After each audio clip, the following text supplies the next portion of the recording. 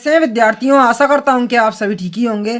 तो वर्ष 2024 की परीक्षा को देखते हुए कक्षा 11वीं केमिस्ट्री विषय के जो 100% बोर्ड परीक्षा में प्रश्न पूछे जाने वाले हैं, आज के इस वीडियो में अपन उन प्रश्नों को बताने वाले हैं। साथ ही साथ देखा जाए तो यहाँ पर विद्यार्थी अंतिम समय में बोर्ड की परीक्षा की तैयारी कर रहे हैं।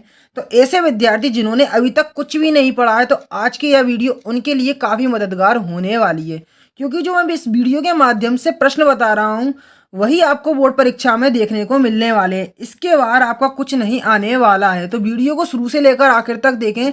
यदि इस वीडियो को शुरू से लेकर आखिर तक देख लेंगे ना, तो इस वीडियो की मदद से आपकी पूरी तैयारी होने वाली है कक्षा 11वीं केमिस्ट्री विषय के पेपर की। तो यहाँ पर सबसे पहला जो पेपर का जो प्रश्न है मैं आपको बताना चाहूँगा, क्या है देख सकते हो आप। जो प्रश्न आपका आने वाला है, हाइजेन वर्ग कि अनिश्चितता का जो सिद्धांत है उसको समझाना है। ठीक है, तो ये क्वेश्चन काफ़ी इंपॉर्टेंट है। अब इसका आंसर भी आपको बताऊंगा मैं, तो वीडियो के साथ बने रहें। ठीक है, और चैनल पे नहीं हो तो चैनल को सब्सक्राइब कर ले। सब्सक्राइब करने से होगा क्या कि केमिस्ट्री विषय के बाद जो फिजिक्स विषय के पेपर के इंपॉर्टेंट क्वेश्चन है उसकी वीडियो हम जैसे ही अपने चैनल पर डालेंगे तो उसकी जानकारी ठीक आपके मोबाइल तक यहाँ पर पहुँच जाएगी। तो देखो, हाइजेन वर्ग का अनिश्चितता का सिद्धांत पूरा यहाँ पे दर्शाया हुआ है। तो आप क्या कर सकते हैं, इसको या तो अपनी कॉपी में नोट कर सकते हैं, या फिर आप क्या कर सकते हैं, इसके आंसर को आप स्क्रीनशॉट के फॉर्मेट में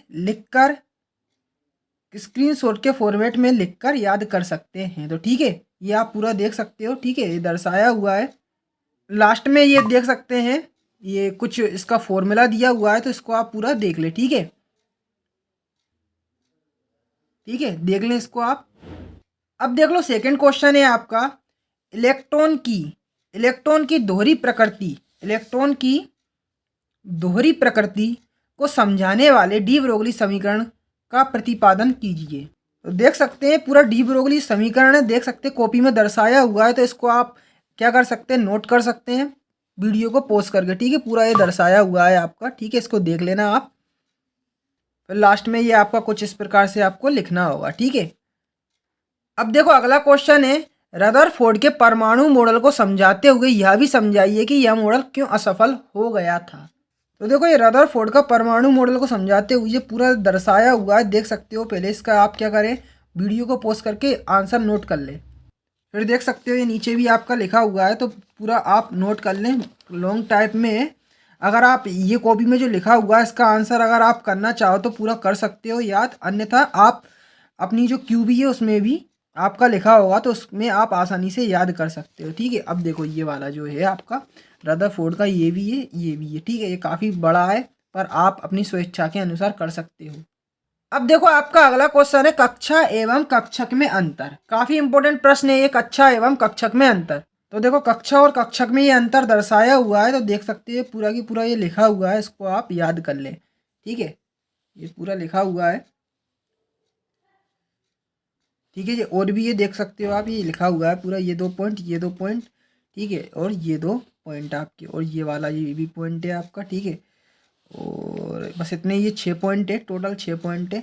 आप पूरे 6 याद कर लोगे। अगर अन्य पॉइंट आप भूलते भी हो ना, तो 3 पॉइंट तो कम से कम आप लिख ही देंगे, पूरे नंबर अर्जित कर लेंगे इस क्वेश्चन में। ठीक है, अब देखो अगला क्वेश्चन है, मूलानुपाती सूत्र किसे कहते हैं। कौन सा सूत्र, मूलानुपाती सूत्र किसे कहते हैं। तो देखो, वह रासायनिक सूत्र जो किसी भी यौगिक के एक अणु में उपस्थित विभिन्न तत्वों के परमाणुओं की संख्या के सरल अनुपात को प्रदर्शित करता है, मूलानुपाती सूत्र कहलाता है। ठीक है, अब देखो अगला प्रश्न है, मोल को उदाहरण सहित आपको समझाना है। ठीक है, मोल को उदाहरण सहित आपको समझाना है। देखो, मोल को उदाहरण सहित यहाँ पे पूरा दर्शाया हुआ, एक मोल वह संख्या है जिसका मान कार्बन 12 के 12 ग्राम AMU में उपस्थित परमाणु की संख्या के बराबर होता है। मोल की खोज एवोगेड्रो नामक वैज्ञानिक ने की थी, इसीलिए इसे एवोगेड्रो संख्या भी कहते हैं। इसका मान 6.03 इंटू 10 की पावर 23 यहाँ पर आपका होता है। ठीक है, -23 यहाँ पे होता है, -23। ठीक है, अब देखो आगे एक क्वेश्चन है, डोल्टन के परमाणु सिद्धांत को आपको समझाना है। ठीक है, अब आगे चलते हो, देखो द्रव्यमान संरक्षण के नियम को उदाहरण सहित आपको समझाना है। ठीक है, अब नेक्स्ट क्वेश्चन है, स्थिर अनुपात के नियम को उदाहरण सहित समझाइए। ठीक है, स्थिर अनुपात के नियम को, किसके, स्थिर अनुपात के नियम को। ठीक है, आगे चलते हो तो देखो आपको अन्य क्वेश्चन भी देखने को मिलेगा, व्युत्क्रम अनुपात या तुल्य अनुपात का नियम। ठीक है, व्युत्क्रम अनुपात या तुल्य अनुपात का नियम लिखिए। ठीक है, इसके आगे अपन चलेंगे ना। देखो अगला क्वेश्चन आपको दिखाता हूँ, सार्थक अंक किसे कहते हैं। सार्थक अंक किसे कहते हैं, काफी इंपॉर्टेंट ये क्वेश्चन है आपका, सार्थक अंक। ठीक है, अब देखो आगे चलोगे तो अगला प्रश्न है, उप कक्षाओं में इलेक्ट्रॉन के प्रवेश करने से संबंधित अफबाऊ के नियम को उदाहरण सहित समझाइए। ठीक है, अब देखो आगे अपन चलेंगे तो देखो अगला प्रश्न आपको देखने को मिलेगा। यहाँ पे प्रश्न है कि तत्वों के वर्गीकरण संबंधी मेंडलीफ के आवर्त नियम को समझाइए। ठीक है, अब देखो आगे चलोगे तो देखो अगला प्रश्न है, आयनन ऊर्जा से आप क्या समझते हैं। ठीक है, ये आयनन ऊर्जा है, ये आप क्या समझते हैं, ये आपको इसकी डेफिनेशन बताना है। तो ये जो आप वीडियो देख रहे हैं ना, इसकी बदौलत आपके 2 अंक वाले भी, ठीक है, 2 अंक वाले, 3 अंक वाले और 4 अंक वाले जितने भी प्रश्न है ना, जो कि फाइनल में आपको देखने को मिलने वाले, वह सभी कवर होने वाले हैं। ठीक है, तो इसकी बदौलत अब आपकी फुल प्रिपरेशन यहाँ पर होने वाली है। तो देखो आयनन ऊर्जा हो गया आपका, आयनन ऊर्जा और आवेश संबंधी जो मेंडलीफ के आवर्त नियम है वो आपका काफ़ी इंपॉर्टेंट क्वेश्चन रहेगा। ठीक है, अब देखो अगला प्रश्न है, विद्युत ऋणात्मकता को समझाइए, इसको प्रभावित करने वाले कारक आपको बताना है। ठीक है, अभी ये तो आपके अभी कितने क्वेश्चन हो चुके हैं, टोटल 16 प्रश्न हो चुके हैं। अन्य क्वेश्चन में आपको बताता हूँ। देखो यहाँ पे अगला प्रश्न है, सिग्मा और पाई बंध में अंतर आपको बताना है। ठीक है, अब यहाँ पर आगे चलते हैं तो देखो अगला प्रश्न आपको देखने को मिलेगा, आयनिक या विद्युत संयोजी यौगिकों के की प्रमुख अंतर लिखना है आपको। ठीक है, उप सहसंयोजी बंध को उदाहरण सहित आपको समझाना है। ठीक है, अब अगला प्रश्न आप देख सकते हो, पाई बंध सिग्मा बंध, सिग्मा बंध पाई बंध की तुलना में प्रबल होता है क्यों। मोस्ट इंपोर्टेंट प्रश्न है, 2 या 3 अंक दोनों में आता है। ठीक है, अब हाइड्रोजन बंध को समझाइए, या कितने प्रकार का होता है। अब अगला प्रश्न है, संयोजकता कोष इलेक्ट्रॉन युग्म प्रतिकर्षण सिद्धांत को आपको समझाना है। ठीक है, अब संकरण किसे कहते हैं, संकरण के लिए आवश्यक शर्त लिखिए और इसके महत्व बताओ। ठीक है, संकरण वाला भी आपको याद करना है।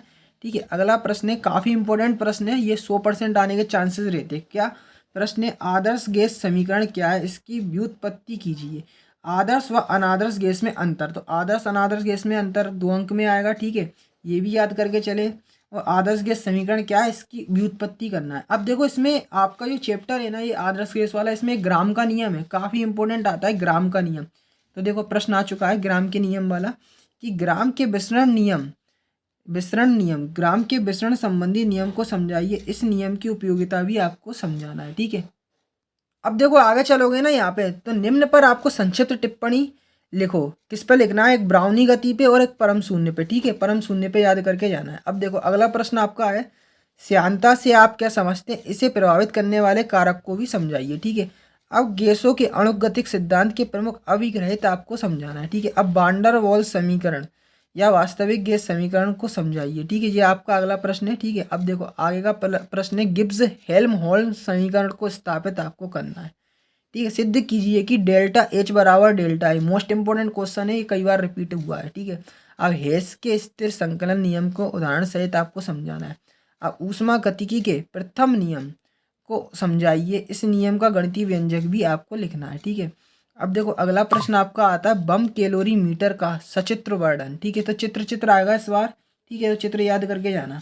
तो देखो अभी ये आपका जो केमिस्ट्री का पार्ट फर्स्ट है ना, वर्ष 2024 की परीक्षा को देखते हुए, इसके बाहर कुछ नहीं आएगा। तो इस सीरीज के अंतर्गत अपन अब पार्ट सेकंड भी लेकर आने वाले हैं। तो पार्ट फर्स्ट और पार्ट सेकंड लगा लेंगे ना, तो यहाँ पर फुल प्रिपरेशन हो जाने वाली है। और एक ऑब्जेक्टिव बेस जो क्वेश्चन रहते हैं उसकी भी हम यहाँ पर वीडियो आपके लिए उपलब्ध करवाने वाले हैं।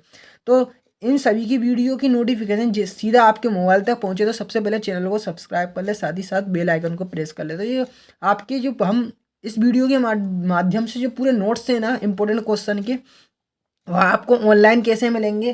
तो ऑनलाइन उपलब्ध करने का एक तरीका बताता हूँ मैं, कैसे मिलेंगे आपको। यहाँ पर सबसे पहले किस पे आना है, गूगल पर आ जाना है। गूगल पर आते ही हिमालय सर लिखना है।